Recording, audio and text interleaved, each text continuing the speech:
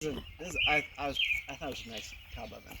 But anyway, so this was our outdoor kitchen in this whole area with a nice tall gable in the middle. And then unfortunately, a loft for storage up above, and this was the kitchen proper. And so then the dining is usually sort of over here, and you can see. I actually just cut this post down because we thought we could maybe reuse it, but it wasn't quite in the right place. So we had a line of posts out here, and the dining was sort of out here.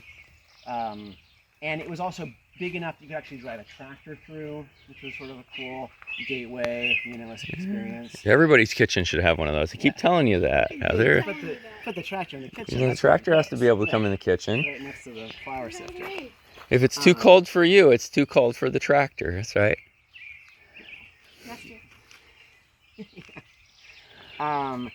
And anyway, it had a nice. It had the thing where you have the high roof and then the flowing roof sort of down and around it. Right. A lot of anyway. So what happened was we had the wood burning appliance that I built over here, and the J-channel Lorena coming under this big, thick stock steel plate. And actually, like, I talked to this other guy, Chad, really genius guy, but at one point he told me, like, use the thickest metal you can. You want to really not have, like, flare, like, fast heat and stuff. So I think maybe it was this 1/4 inch. But it was too thick. It took too much to really get it going. Once it was going, I mean, it was a beautiful thing to cook on. Yeah. I used salvaged glass tops from electric ranges. Yeah. Those work just fantastic. Yeah. So those, and the top is still around here somewhere. But anyway, so then it flowed through here, came up the stack, and it was designed to burn very hot and very clean. And so the channel was made out of insulated fire brick.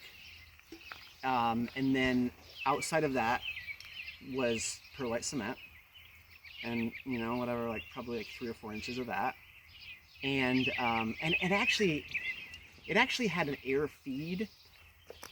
It was more elaborate than it needed to be, but it actually had an air. I'll send you a picture. Yeah, I would love to see the original. It had a steel plate that was the base, right, and it had channels under that. Okay. So air would actually come under the firebox, right, preheated, wrap around each side, come up these air channels, and then the hopper was in the middle of those. Right. So when it was burning, you could load your little chunks of wood down in there, and you'd have the option of putting a cake pan over the top of the whole thing. So now it's only burning air that was preheated coming under it and up, right, and down in, and it had the added benefit that then. Sometimes you could also burn long sticks. Right. The problem with that, of course, is that the fire could creep up them. But now you put the cake batter tin down, and like, I always tell people, like, you just walk away because it's like not going anywhere. And I think actually, like, I still probably would say that because that wasn't what did it. But I'm just, every time I'm like, thinking about these things, I'm like, is that really like, is that actually okay? But so we have a phrase we use, we call them Gilligans. Is that people who didn't build it, hasn't lived with it, but want to be helpful, will come and light a fire and burn the whole thing down, trying to help, because they don't realize that you can't use that big stick without watching it, and it'll fall over. And we have burn marks all over our floor from Gilligans in our own family who just walked away. And and they shouldn't, and then walked away. And that's on me, as the designer, as the person who didn't like shove an enormous pillow in there to block everything so they couldn't light the fire while I was gone. Yeah. But the it's a real challenge. we try to talk about designing Gilligan-proof buildings, and rocket heaters especially, because the problem is that as soon as you build a Gilligan-proof heater, there will be a better Gilligan that comes along, and it's not. There's no ill intention here. It's people, just, and so we are intimately aware that Gilliganing can consume a whole building. Yeah. So what was the? So in this case, it wasn't gilliganing. It Okay. was just my fault. And which, like, in a lot of ways is better than somebody feeling bad about it. That does you know? feel less painful. And Yes. to be clear, the people who did use it last did still feel plenty bad. Yeah. because, Yeah. You know, but so I just wanted, like I said, it would get so hot and it would burn so quickly that the stack didn't even vent out the roof. It just, it went up into the loft, and the area above it, you could see up there, like it wasn't. There was no Creosote buildup. There was nothing there. It was just clean. Yeah. Within almost a minute of having lit the fire. It's Right. clean. Anyway, but that also wasn't the issue. The issue was, and it's just so dumb and obvious, the whole thing was encased in a wood form. In a wood know? form, yes. Just like so With obvious. just one 2.5-inch insulated fire brick. No. What was? It was, so what it was the insulated fire brick, 2 1/4 or whatever inches, and then perlite cement, and we'll say 3 inches of that, and then polyiso, which Mark thought like maybe that was the cause. I don't think that was the cause. I've seen those things. You put a propane torch on that shit, and like it just it's rated at like 450 or something like that. And through the insulated fire brick, through the perlite cement, I don't think it was that. The problem was then on the other side, outside of that, was wood, hardwood 1x. And I did that because it was a lot easier to build that way. I Right. could start with the form and then I could build in. Well, and I think that's a good way to build it still, but then at that point you got to take that off and you got to either put a cob plaster or a brick or whatever facing on it. Right. Right. And the whole thing was also on a wood deck, which that wasn't the problem. It was the form. But like even that is just like, and Jim, do you know Jim Chalice? Oh yes. Yes. Yeah, and like I was talking to him about great resource, great guy to talk to, and he's just like, you just can't take any chances. No. It just No. cannot. You touch just it, can't take any chances. And so anyway, like so this stove, it burned probably 1,000 times before it burned down, and then what eventually happened was these folks were canning on it, got it raging hot, burning it as hot, like I always tell people, I'm like, rage it. It's meant to do that. That it's a high efficiency cooking appliance. Yes. They did that. They were canning on it for 4, 5, 6 hours. It builds it up. Wrap it up around 8:30 or whatever in the evening. Go to bed, and then it wasn't until like 1:30 that somebody's dog started barking, and then they look out the window and there's flames. So it took a long time for that to smolder in there, which is what it does when it's oxygen deprived, and I don't know quite what part of it did it, and this is it gets even more embarrassing because actually like a year before that it had actually started doing this exact same thing. It had started just a little bit of smoke, and we put it out, and I removed the piece of wood that was the problem, but I didn't remove the other pieces of wood. And in that case, it started smoldering an hour after you used it. People were around, and so part of my faulty logic was also like, this is a cook stove, this isn't a space heater. If it's going to start to combust, people are going to be cooking. It's a kitchen. People will be around. Yeah. Well, you can late, 8:30 whatever at night, 9 o'clock at night, you go home, and then it smolders in there for 3 hours, 4 hours, and then the flame comes out. And if you've been canning for 6 hours, that's a lot more heat buildup than if you went and you So it was, cooked a it was pocket an pot of extreme macaroni and cheese. operation, But Yeah. it was what I, like. Well, for a cook stove, that's an extreme operation. Canning's an extreme operation for a cook stove. Yeah, and we're canning on Yeah. a lot of food. Yeah. A big This stuff, is not but, this is not a macaroni and cheese. yeah, You're not grilled cheese sandwich. you're not yeah. done in 10 minutes. Yeah. But so that's and right when I first walked up, it was obvious which appliance it was because this was the part of the building that Yeah. was burning. And this is another dumb thing. This is like we also had 2 rock stoves right here, and I every year I just be like, it is a waking nightmare for me at just being like, when is there going to be some sort of fire here? Yeah. Because we had this custom cooktop We had 2 rocket stoves. Yeah. And then we added another little sort of small cast iron cooker over here. And then we have the cob oven. So we've got, 1, 2, 3, 4, 5 wood burning appliances. Right. With people who don't sometimes know how to cook, let alone cook on wood. and I thought it was going to be a rocket stove. You have the thing fall Yeah. out, there's some moisture, whatever. And it's a fire that it's like, oh, there's a fire. And you Yeah. stamp it out or Yeah. whatever. And there were some fail-safes, not fail-safe, but fail-proof considerations where we had our water storage from a rain catchment up above So you could. near, but it was more above the firewood and it was less above the actual stove. And so like this next design, I'm gonna probably put a water tower right above. We're gonna sort of Right above? consolidate our wood fire area and put a tank above it just as like a, and then also gonna have a living roof above it. Also gonna have, earthen walls in that part of the kitchen on brick. You can have a So, chimney going up and out. Yeah.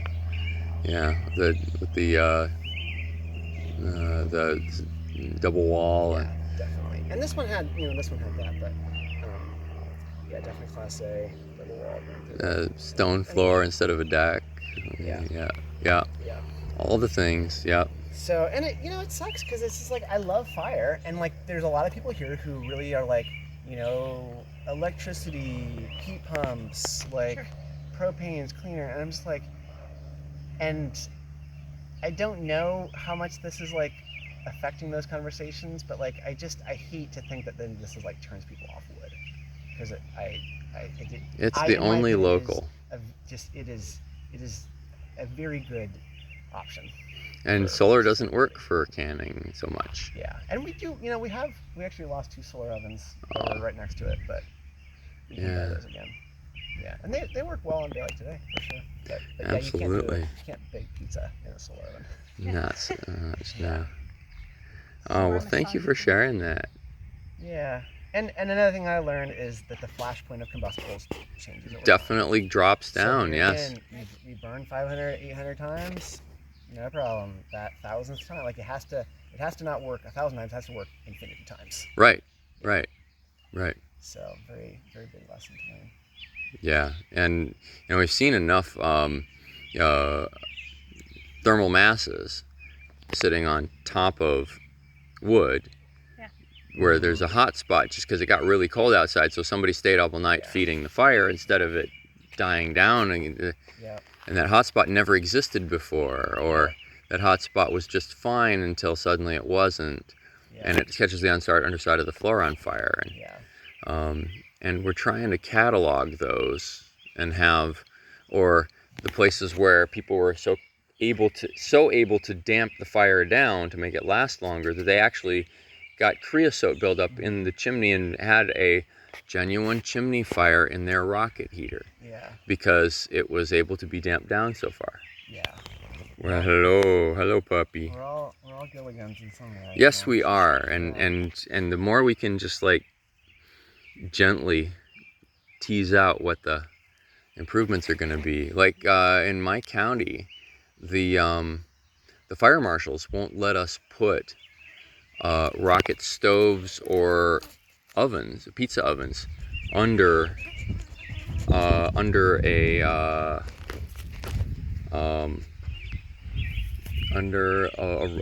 roof, under a porch, anything. So you got a cooking appliance, and they're not even bothered about the wood-fired aspect, because even if you don't have a chimney on that pizza oven, by the time the smoke gets up to the chimney, it's not even 100 degrees. I mean, up to the roof, it's not even 100 degrees. What they're worried about is somebody's going to make a grease fire making French fries. So they're saying no, unless you have a sprinkler system or a $50,000 hood and extinguisher, then no, you can't have an outdoor kitchen. And it's like, It's frustrating. Yeah, it is frustrating because it works so well. Yeah. But when we think through, so right now when I build an oven, instead of building a gazebo around it, I'm just building the top of it as a sheet metal, as its own roof, and it's at least 3 feet from the pavilion. I see. And that makes these people whose job it is to be uneasy less uneasy. Yeah. Which, I mean, I give them a certain amount of credit for their PTSD coming from having pulled a certain number of dead babies out of houses where mom and dad try to save money by not hiring a chimney cleaner. Right. That's a PTSD that informs decisions and informs what you're allowing people to do, and not always wisely. But PTSD doesn't work wisely. It works And it's as a trauma response. There's a reason. Like I have a pretty high threshold for risk. Yeah. And it sometimes takes something like this to be like, oh right, like It's there adjusted is a your reason to have that lower risk tolerance. Yeah. So what has it adjusted for you? Knowing, I think, like just really sort of having it has changed my risk tolerance for fire by a lot. Yeah. And but it's I mean, I'm still like at this point where I'm just like, you know, I mean, like, I think a lot of people would just be like, yeah, I'm never gonna like use fire again. And it's like, No, that's not. You know, it's like I do totally subscribe to this reality that like we all take risks every single day. You know, like I'm out in the sunshine right now. Yeah. It's like, you know, sunshine is a carcinogen. It causes cancer. And you know, it's so like we're always weighing these risks. Yeah. And it's just where we draw that line. And so the line has just changed for me for fire. But and it's tricky with a building like this because we are sort of like, I guess I would say, radical socioeconomic model where we just like the cost to eat in this kitchen is just like a pay what you can. Right. Like that's basically the fee structure. And so this building we built entirely with only time and labor. The only thing we spent money on was fasteners and the polycarbonate panels for some of the roof. And then we did end up getting a pond liner, which then immediately burned. But anyway, so it was a very low cost kitchen. And so, you know, you try to factor it in with like, you know, but in this case, it just would have taken more time to, you know, take that wood off and plaster it. Hello. So, yeah. How goes it? Good. You're just telling them about the kitchen idea. Yeah, we're just talking about the fire. Oh and, yeah. And the dumb things that I did. What a nightmare. Yeah. And I will say, this is not, I think this is only my experience, but when it happened, I was not doing well. I was like sort of depressed, you know? Yeah. And then when it happened, it actually was like this huge sort of weird relief of just like, things could just be so much worse. And it gave me a lot of like perspective and appreciation for the things that like we did have. And of course it felt. Yeah. No one was napping in the loft. I felt very, very Absolutely. bad. Yeah. And that's the reality is that, like, you know, we also got extremely lucky. I mean, May, like, she's hearing me say this, and she's just like, how could you? I was like, also overwhelmingly relieved. Like, I'd been working all year on the addition to our house, and it was fine. It was fine. I was right. This is not far. And it was, you know, it was basically a windstill night. And had we had a strong north wind, like, I mean, we don't have a whole lot of stuff over there, but like, you know, fire can leak that if it's a strong north wind. There was like a tire there that kept lighting, and we kept putting it out with the hose. Oh. Yeah. It was so hot waiting for the fire department. They did say that, I mean, it sort of went quickly. This part of it at least went quickly, but they actually said that it. I was talking to them as they were here, and they were like, "Oh, seems like sort of a cool fire as far as buildings go, because it's post and beam. Right. So all the fuel is spaced It's out. spaced out fuel. Yeah. And we had Just very the roof. minimal, Yeah. Really, like, we had also roundwood rafters. So Okay. pretty wide spacing on even the roofing members. This part here did have a lot of wood in the sort of truss system in the loft, but. I teach rocket heater builds, and one of the what's that? So one of the things that I've been working on is collecting, you know, what happened bad and what do we ought to know about it? What should we know about it to keep in track of? And so Kyle sharing, hey, we got to take that wood form off. That was simply the thing. And there are people building benches out of wood surrounded by pebbles that alarms me. And I'm curious to now have temperature sensors in those to see how alarmed I should be, and say, okay, so where was our trouble so we can avoid this again.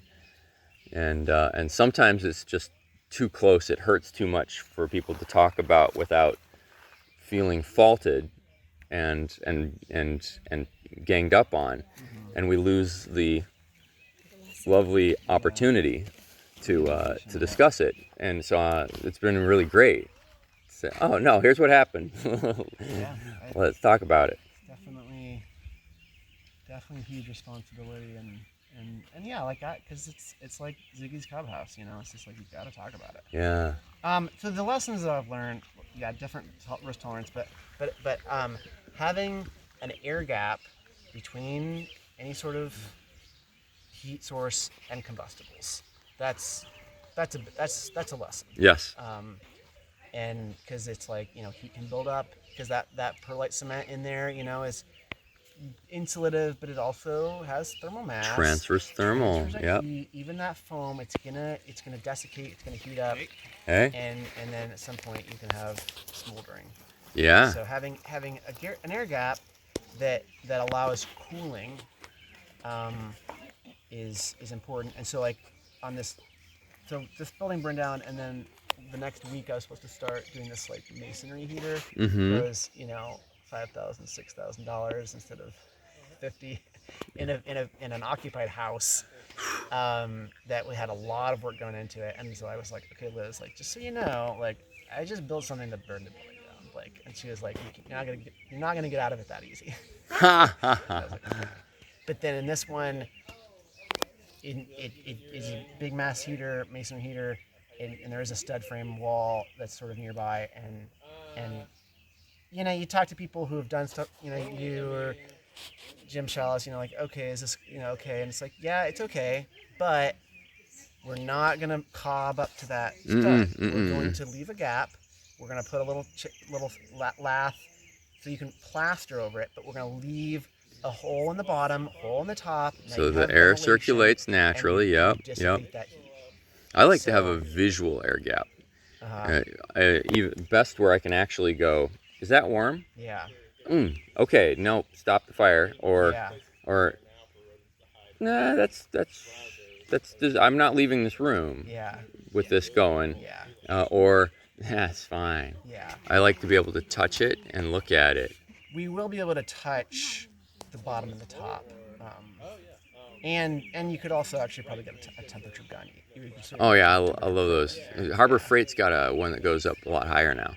It's still only like 25 bucks. I think mine tops out at 1,000. Yeah, no, it's like 1,500 I think now. So it's still like 25 bucks or something. So check that out. Well, thank you, Alice. Thanks for coming out. Yeah. This is great. I look forward to seeing the rebuild. It's gonna be cool. It is gonna be cool. You can see we're just about to break ground.